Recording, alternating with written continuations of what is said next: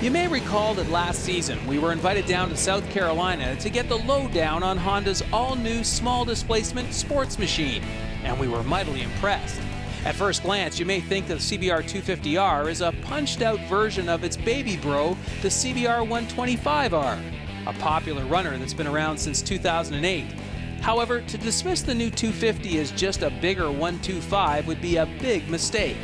The all-new lightweight sport machine is powered by a liquid-cooled, fuel-injected 249cc single with twin cams and 4 valves.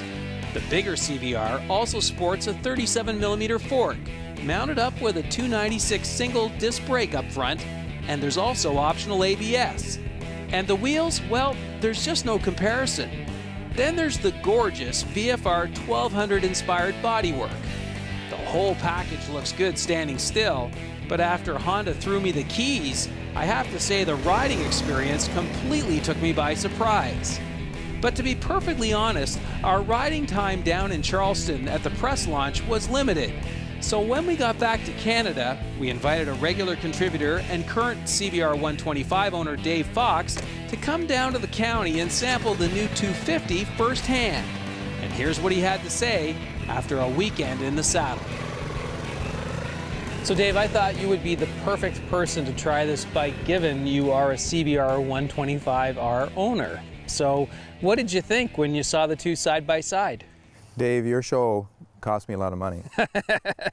I rode the CBR 125 when it first came out and fell in love with it. As you know, I'm a cruiser rider, but just the enjoyment of riding a light, easy to handle, sporty bike caught me, and I really enjoy riding my 125. Yeah. However, I can be faithful, but I can also be falling in love with another bike. The 250 is just that much better, obviously a little bit heavier, yeah, a wee bit more comfortable. The fit and finish, it's just a really nice package. Right.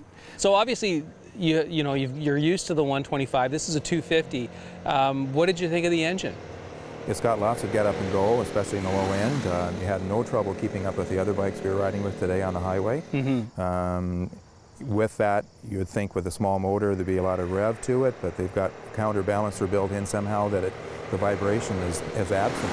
Yeah. It's a 6-speed, which helps even it all out, but very comfortable to ride, given the fact that the horsepower is, not a lot, but you feel comfortable on the highway. Yeah, I was surprised. I was on the press launch with this, and we took it up on the freeway, and it had no problem pulling me along at 55, 60 miles an hour. Yeah, that's right. How did you like the way it stops? The brakes seem more than adequate to handle what it weighs. I believe it weighs about 360 pounds or so, which is light, but the brakes are certainly adequate for that. This model doesn't, but Honda has the 250, of course, with the ABS as well.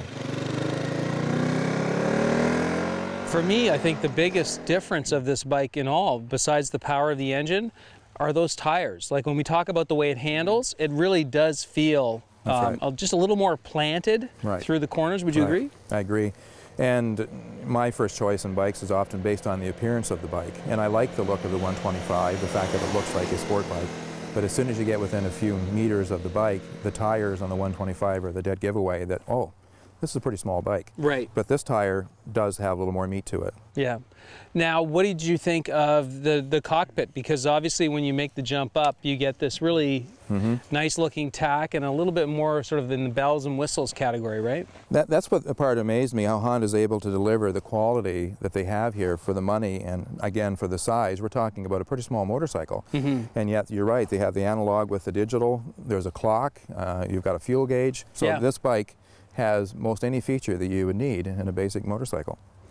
One of the things that blew me away about this bike is a 250. I'm 6 foot tall. Just how comfortable it is. I can't believe the reach to the saddle and the foot pegs. I'm not 6 feet tall.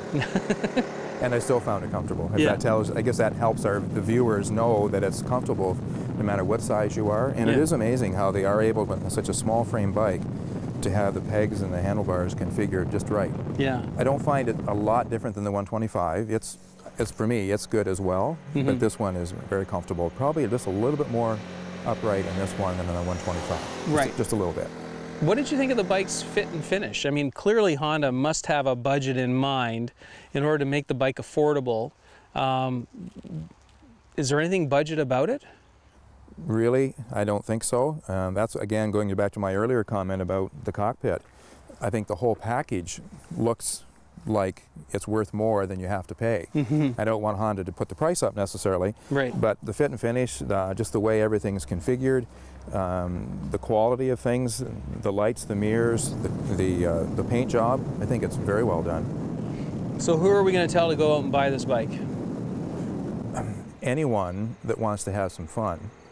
Yes, it's geared for beginning riders, and it would be a great bike for a beginning rider. I'm not a beginning rider, and I still have lots of fun on it. So I think for someone who wants to ride it to work every day, who wants to just have fun on a sport bike, I'm a cruiser rider, like I said, but if someone wants that contrast and for not a lot of money, like I think it's $4,400 Canadian to buy one of these out of the showroom, pretty good deal. Yeah. So you've got affordability, ease of handling, and at the same time, you've got fuel economy. So what better combination? You forgot the fun factor. Oh yes, fun. Good stuff.